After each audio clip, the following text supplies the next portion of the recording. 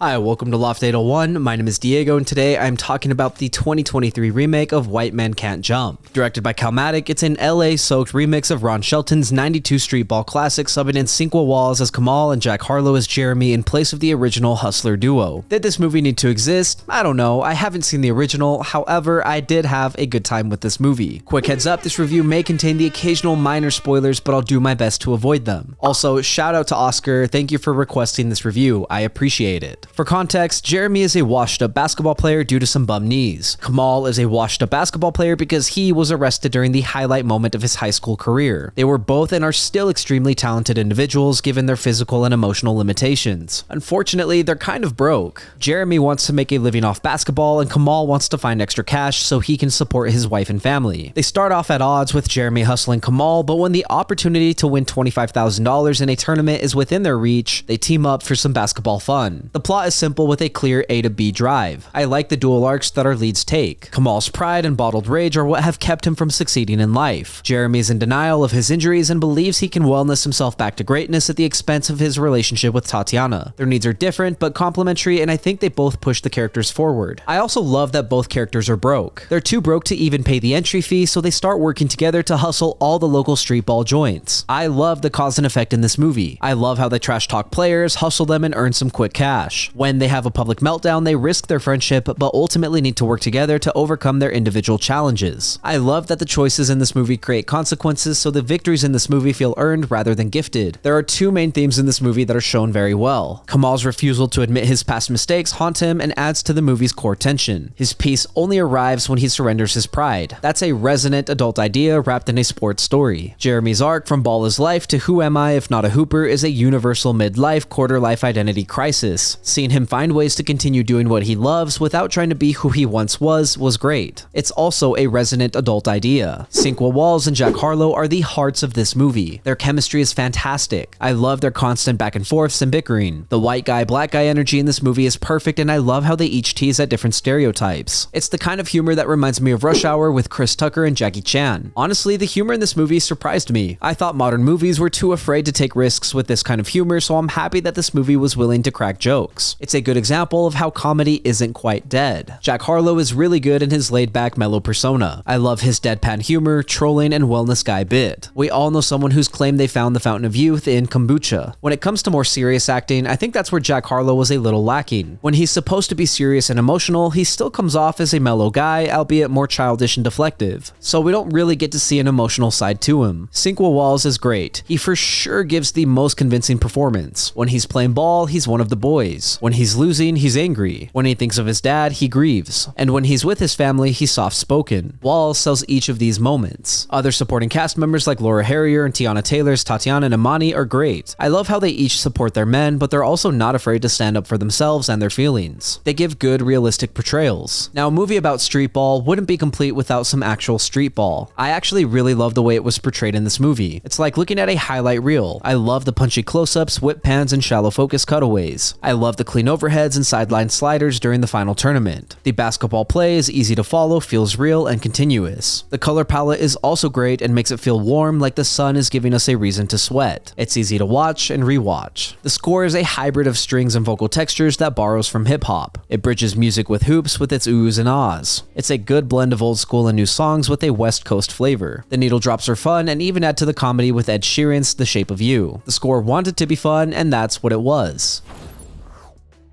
In the end, Calmatic's White Men Can't Jump works because it keeps the hustle simple, lets two complementary leads bounce off each other, and wraps it all in a sunny LA energy. Sinqua Walls gives the film its beating heart, pride, pain, and finally peace, while Jack Harlow's laid-back, deadpan rhythm keeps the comedy flowing even when the drama doesn't quite land on his shoulders. Harrier and Teyana Taylor ground the stakes at home, the courts play like a slick highlight reel you can loop, and the score plus playful needle drops keep the vibe breezy. It's not perfect, the romance feels low stakes, and a couple of plot turns feel out of the blue, but the cause and effect storytelling, the grown-up themes of identity and letting go, and the willingness to joke without being soft make it easy to recommend. I laughed, I vibed, and I'd rewatch it. If you want a modern, feel-good streetball hangout with real laughs and a warm finish, this one is buckets. That was kind of a cringy ending, but thank you for listening to my review of White Men Can't Jump. If you enjoyed the content, leave a like and hit subscribe. If you did not enjoy the content, thank you for sticking around. As always, I would love to read what you have to say, so leave a comment and let me know what you're thinking. Also, if there's something you want to see reviewed, don't forget to let me know and I'll do my best to get to it. Oscar, again, thank you for the request. Lastly, if you want to see some more from me, then you can check out my vlogs linked up above or my podcast, Good Friends. Again, thank you for watching. My name is Diego and I will see you next time.